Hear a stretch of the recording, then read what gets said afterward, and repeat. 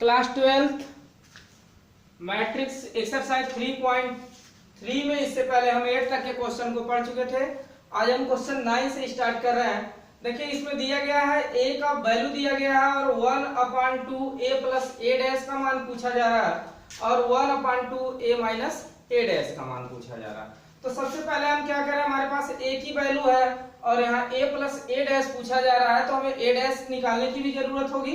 तो a dash निकालने के लिए जैसा कि आपको मालूम है कि जो पंक्तियां होती है उन्हें स्तंभों के रूप में बदल लेते हैं। तो पंक्ति क्या है 0ab, तो 0ab, फिर उसके बाद -a 0c, दूसरी पंक्ति को दूसरा स्तंभ बना लिया और तीसरी पंक्ति को तीसरा स्तंभ बना लिया। a डैश का मान हो गया। अब हमें करना क्या है, हमें निकालना है कि 1/2 a प्लस a डैश। तो सबसे पहले a प्लस a डैश को हम निकालते हैं। a प्लस a डैश निकालने के लिए आपको क्या करना पड़ेगा, a और a का जो a डैश का मान है उसे एक साथ जोड़ना पड़ेगा। तो a का मान क्या है 0 a b minus a 0 c minus b minus c 0, ये तीनों पंक्तियां लिख लिया हमने। फिर plus 0 minus a minus b पहली पंक्ति, a 0 माइनस c दूसरी पंक्ति, b c 0 और ये होगा तीसरी पंक्ति। अब इन्हें एक साथ हमें जोड़ना है, तो एक साथ जोड़ने के लिए क्या करना पड़ेगा, 0 में अगर 0 को हम जोड़ते हैं तो 0 हो जाएगा। a के साथ अगर -a को हम जोड़ते हैं तो देखिए a और -a अभी क्या हो जाएगा 0 हो जाएगा। b के साथ अगर -b को हम जोड़ते हैं तो यह भी मान 0 हो जाएगा। -a को +a के साथ जोड़ते हैं तो 0, 0 को 0 में जोड़ेंगे 0 हो जाएगा। प्लस c को -c के साथ हम जोड़ेंगे तो 0 हो जाएगा। और यहाँ से अगर -b को +b के साथ जोड़ेंगे तो 0, -c को +c के साथ जोड़ेंगे तो 0 और 0 को 0 के साथ जोड़ेंगे 0। तो a प्लस a डैश का जो टोटल मान आया वो क्या आ गया 0 आ गया। तो अगर इसमें 1/2 हम कर देते तो आगे 1/2 हम कर लेते और यहां से हम कर लेंगे 1/2। तो अगर 0 है तो उसमें 1/2 से मल्टीप्लाई भी कर रहा है तो पूरे का मान क्या हो जाएगा 0 0 0 0 0 0 0 0 0, यानी पूरा जो सारणी का मान आव्यूह का मान निकल के आया वो क्या निकल के आ गया 0 निकल के आ गया। अब इसमें देख लीजिए अगर 1/2 a माइनस a डैश अगर हम निकाल रहे हैं, देखिए 1/2 a माइनस a डैश अगर हम यही माइनस कर दें तब हमें क्या मिलेगा, देखिए 0 में से 0 को जोड़ेंगे तो हम घटाएंगे 0 हो जाएगा। a में से -a को तो माइनस माइनस प्लस और यहां पर मिल जाएगा हमें 2a। और b देखिए यहाँ प्लस में और यहाँ माइनस है तो माइनस माइनस प्लस, यानी यहाँ पर भी मिल जाएगा हमें 2b। माइनस a और यहाँ माइनस है तो -2a यहाँ हो जाएगा। और यहाँ 0 है, यहाँ भी 0 तो 0 हो गया। c माइनस और माइनस प्लस 2c हो जाएगा यहाँ पर। और यहाँ देखिए माइनस और माइनस तो यहाँ भी हो जाएगा -2b और यहाँ -c और +c तो यहाँ पर भी हो जाएगा -2c। अब देखिए अगर पूरे को हम 2 से डिवाइड करते हैं, क्योंकि 1/2 है, 2 से डिवाइड करेंगे तो यहाँ हो जाएगा 0। यहाँ देखिए 2a दिया है तो यहाँ मिल जाएगा a और यहाँ 2b दिया है तो यहाँ b मिल जाएगा। यहाँ 2 -2a दिया है तो -a मिल जाएगा। और यहाँ पर देखिए 2c दिया, यहाँ 0 दिया 0 हो जाएगा। यहाँ 2c दिया है तो यहाँ पर c हो जाएगा। -2b है तो -b हो जाएगा, 2 केवल कैंसिल हो जाएगा। और यहाँ -2c है तो यहाँ -c हो जाएगा और ये 0। तो ये 1/2 a माइनस a डैश का मान है। तो इस तरह से 9 वाला क्वेश्चन सॉल्व हो गया।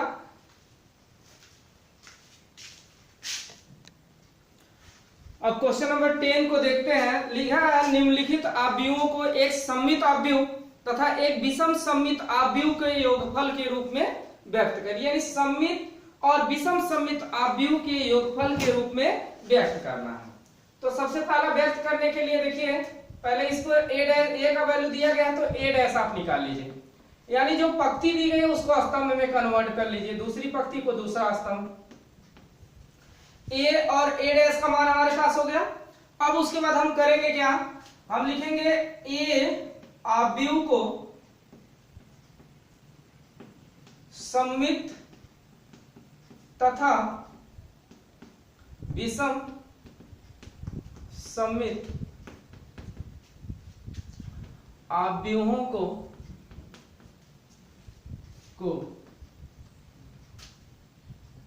ये आव्यूह को सममित तथा विषम सममित आव्यूहों के रूप में व्यक्त करने के लिए हम करेंगे क्या, इसका वैल्यू हो जाएगा 1/2 a प्लस a डैश और फिर प्लस कर देंगे 1/2 a माइनस a डैश। अब देखिए क्या करेंगे, 1/2 a प्लस a डैश। तो सबसे पहला काम देखिए 1/2 को हम 1/2 और फिर यहां पर क्या करिए a प्लस a का डैश ले लीजिए। तो a प्लस a के डैश के लिए क्या करेंगे, आप दोनों का योग लेना है आपको, 3 5 1 माइनस 1 और यहां पर प्लस कर लेंगे आप 3 1 5 माइनस 1, यह हो गया। फिर प्लस कर लेते हैं 1/2 a का मान है आपका 3 5 पक्ति लिख रहे हैं 1 माइनस 1 माइनस कर देंगे 3 1 5 माइनस 1। अब देखिए करना क्या होगा हमें, 1/2 3 को अगर 3 के साथ ऐड कर देते हैं हम तो क्या नहीं मिल जाएगा हमें 6 और 5 को 1 के साथ ऐड कर देंगे यहां भी 6 हो जाएगा, 5 और 1 ऐड होगा यहां भी 6 हो जाएगा, -1 और -1 को एक साथ ऐड करते हैं तो -2 मिल जाएगा और प्लस 1/2 3 को अगर 3 में से सब्ट्रैक्ट कर देते हैं तो 0, 5 में से 1 चला जाएगा 4 और 1 में से अगर 5 को सब्ट्रैक्ट करेंगे तो -4 और -1 में से -1 करेंगे तो माइनस और माइनस प्लस हो जाएगा, 1 पॉजिटिव हो जाएगा और 1 नेगेटिव हो जाएगा तो यहाँ वैल्यू क्या मिल जाएगी 0। अब क्या करिए पूरे में 2 से डिवाइड करना है आपको, तो यहाँ 2 से 6 को डिवाइड करेंगे 3 हो जाएगा, 2 से 6 को डिवाइड करेंगे 3 हो जाएगा और 2 से फिर 6 को डिवाइड करेंगे 3 हो जाएगा, 2 से -1 को डिवाइड करेंगे तो -1 हो जाएगा, ये आ गया। और प्लस यहाँ पर हम सॉल्व करेंगे 0 से डिवाइड करेंगे 0 हो जाएगा, 0 को 2 से और 4 को 2 से डिवाइड करेंगे तो 2 हो जाएगा, -2 को डिवाइड करेंगे तो -2 हो जाएगा, -4 को और 0 से फिर डिवाइड 0 को डिवाइड करेंगे 2 से 0 हो जाएगा। यह हो गया आव्यूह जो दिया गया है उसको समसम्मित और विषम सम्मित आव्यूहों के योगफल के रूप में व्यक्त करना। ये हमने योग दोनों को, ये सम्मित आव्यूह और ये विषम सम्मित आव्यूह के योगफल के रूप में हमने इसे व्यक्त कर दिया। ये क्वेश्चन नंबर 10 जो था उसका फर्स्ट था। अब क्वेश्चन नंबर 10 का सेकंड क्वेश्चन देख लें क्या दिया है। क्वेश्चन नंबर 10 का दूसरा देख लीजिए, इसमें a मान लीजिए a आव्यूह की वैल्यू हमने मान ली है। अब इसमें देखिए b a डैश हम निकाल रहे हैं, तो a डैश के लिए देखिए जो पंक्तियां दी गई हैं उनको हम स्तंभ में कन्वर्ट करेंगे, 6 -2 और 2 और दूसरी स्तंभ जो है उस पंक्ति उसको दूसरा स्तंभ बनाएंगे -2 3 -1 और तीसरे के लिए 2 -1 और 3, ये हो गया। अब इसमें हम करेंगे क्या, ए आव्यूह को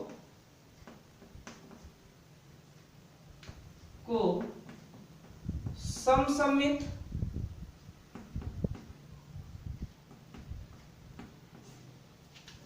तथा विषम सम्मित आव्यूह के योगफल के रूप में व्यक्त करने पर, तो समसम्मित और विषम सम्मित आव्यूह के रूप में जब हम व्यक्त करते हैं इसको, तो इसमें मिलता है 1/2 हम करेंगे a प्लस a डैश करेंगे और फिर हम कर देंगे plus 1/2 a minus a dash कर देंगे। यह बात हमेशा हम ध्यान देंगे। अब देखिए इसको व्यक्त करने के लिए 1/2 है, फिर आव्यूह ले लीजिए a का मान क्या है 6 -2 और 2 है, b का मान -2 3 -1 है, सी का सॉरी बी का क्या है, R2 का मान है, R3 का मान है 2 -1 और 3। फिर हमने प्लस किया, ए डैश का मान रखा, ए डैश में देखिए भी ए डैश में भी क्या है, वही चीजें हैं बिल्कुल सेम टू सेम। तो यहां 6 -2 2 -2 3 -1 2 -1 3। और इसमें जब +1/2 ए की वैल्यू को पुट करेंगे आप, तो ए की वैल्यू क्या है 6 -2 2 पंक्ति लिख रहे हैं हम, पहली पंक्ति दूसरी पंक्ति 2 -2 3 और -1 हो गया, और तीसरी पंक्ति में क्या दिया गया है 2 -1 और 3, तो 2 -1 और 3 हो गया। फिर यहां पर हम माइनस कर देंगे, देखिए ए डैश का मान क्या है 6 -2 और 2, 6 -2 और 2, फिर उसके बाद -2 3 और -1 -2 3 -1 2 -1 और 3 2 -1 और 3। अब देखिए इसमें करना क्या है, हमें इन दोनों को एक साथ ऐड करना है और इसमें से इसको सबट्रैक्ट करना है। अब देखिए 1/2 एक तरह से देखा जाए तो ये समसम्मित आव्यूह है, क्योंकि इसकी जो पंक्तियां हैं जब उनको स्तंभों के रूप में कन्वर्ट कर रहे हैं, ए और ए डैश का मान बिल्कुल हमें क्या मिल रहा है, बराबर मिल रहा है। देख लीजिए जो वैल्यू ए डैश की पंक्तियां थी, अगर स्तंभों के रूप में कन्वर्ट किया हमने, दूसरी पंक्ति को दूसरा स्तंभ बनाया, तीसरी पंक्ति को तीसरा स्तंभ बनाया, तो इसके मान में कोई परिवर्तन नहीं हुआ। तो यहां से अब लिख सकते हैं, देखिए 6 और 6 हो जाएगा 12, -2 और -2 हो जाएगा -4, 2 और 2 हो जाएगा 4, और -2 और -2 -4, 3 और 3 6 हो जाएगा, -1 और -1 -2 हो जाएगा, 2 और 2 आपका 4 हो जाएगा, -1 और -1 -2 हो जाएगा, 3 और 3 क्या हो जाएगा 6 हो जाएगा। फिर हम प्लस कर देंगे 1/2 करेंगे, देखिए पूरे में से दोनों मान इक्वल है, अगर इक्वल में से इक्वल को आप घटा देंगे, जैसे 6 में 6 चला जाएगा 0, यहाँ -2 है तो यहाँ +2 हो जाएगा, 2 माइनस में 2 प्लस में 0, यानी टोटल वैल्यू क्या हो जाएगी यहाँ पर 0 हो जाएगा। तो ये आपको 0 मिल जाएगा। और यहां से अब 2 से डिवाइड करेंगे तो आप देखिए वही मान मिल जाएगा फिर से आपको, यहाँ 6 हो जाएगा, यहाँ -2 हो जाएगा, यहाँ 2 हो जाएगा, यहाँ -2 हो जाएगा, यहाँ 3 हो जाएगा, यहाँ -2 हो जाएगा, 4 को डिवाइड करोगे 2 से तो 2 हो जाएगा, 2 को डिवाइड करोगे तो -1 हो जाएगा, और 6 को डिवाइड करोगे तो 3 निकल जाएगा। तो ये हो गया, और यहाँ पर +0 से डिवाइड करिए, कोई इफेक्ट नहीं पड़ेगा, 0 0 0 0 0 0। तो ये हो गया समसम्मित और विषम सम्मित आव्यूह के योगफल के रूप में व्यक्त करना।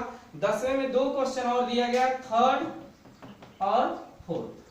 तो जो 3rd क्वेश्चन है, 2nd और 3rd बिल्कुल 3/3 का है, तो जैसे इसको हम सॉल्व किए उसी तरह से उसे भी आप सॉल्व कर लीजिएगा। और जो 4th क्वेश्चन है, जैसे पहला क्वेश्चन बताया गया था 2/2 का था, उसी तरीके से सब में फार्मूला आप यही अप्लाई करेंगे, इसी के हिसाब से आप उसको समसम्मित और विषम सम्मित आव्यूहों के योगफल के रूप में व्यक्त करेंगे।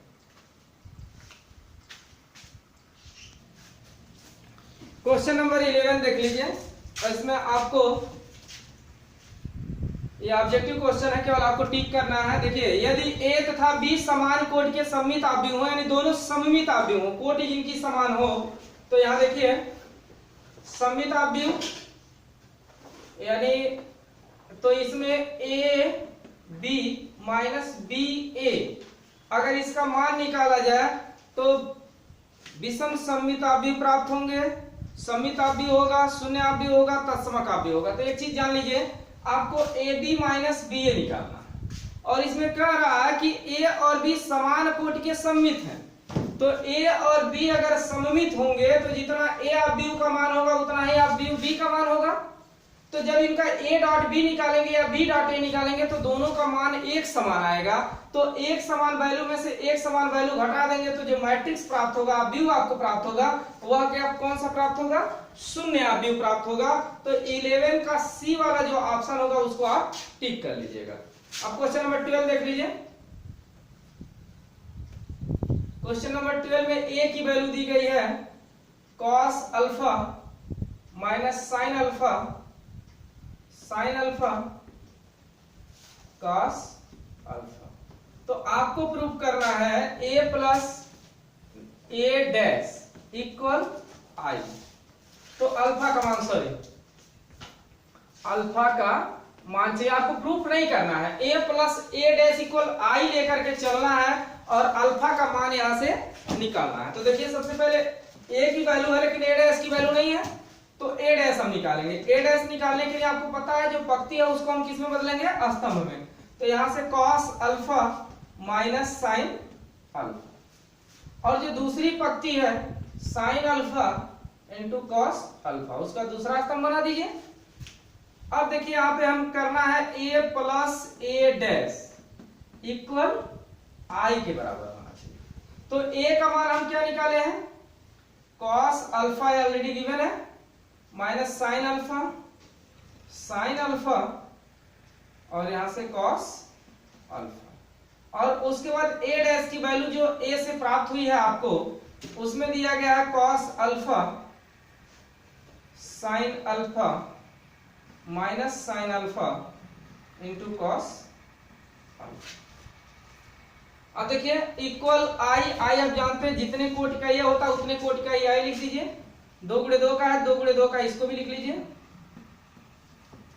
अब क्या करेंगे, देखिए दोनों को एक साथ जोड़ना। अगर cos अल्फा को cos अल्फा के साथ हम ऐड कर देते हैं तो इस स्थिति में मिल जाएगा हमको 2 cos alpha, minus sine alpha और प्लस साइन अल्फा ऐड होगा तो 0, minus sine alpha plus sine alpha add होगा तो यहाँ भी 0, cos अल्फा और cos अल्फा होगा तो 2 cos अल्फा इक्वल 1 0 0 1। अब इसमें देख लीजिए, आप कंपैरिजन कर लीजिए, दोनों का तुलना कर लीजिए दोनों अवयवों का, तो यहां से मिल जाएगा 2 cos अल्फा इक्वल 1। देखिए या तो यहां से कंपैरिजन कर लीजिए या तो यहां से कंपैरिजन करेंगे, दोनों एक के बराबर मिल जाएगा।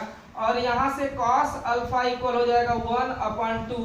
अब आप ध्यान देंगे कि cos में 1/2 किसकी वैल्यू होती है, तो cos अल्फा इक्वल आपको मिलेगा कि जो 1/2 होता है वो cos में 60 डिग्री की वैल्यू होती है। तो यहां हो जाएगा cos 60 डिग्री, और cos 60 डिग्री को चूंकि जो आंसर दिया गया है वो पाई के रूप में दिया गया है, तो पाई के रूप में कन्वर्ट करना अगर आप नहीं जान रहे हैं तो हम बता दे रहे हैं। देखिए यहाँ 60 है और यहाँ पाई लिख देंगे और बटे 180 डिग्री कर देंगे। जितने डिग्री एंगल को आपको कन्वर्ट करना होगा उसको पाई के साथ लिख दीजिए और उसके अपान में करके 180 लिख लीजिए। तो 6 से 6 3 जा 80, तो ये हो गया पाई बाई 3। तो यहां से cos अल्फा का जो मान निकला वो cos पाई बाई 3 निकला, और यहां से अल्फा का मान हो जाएगा पाई बाई 3।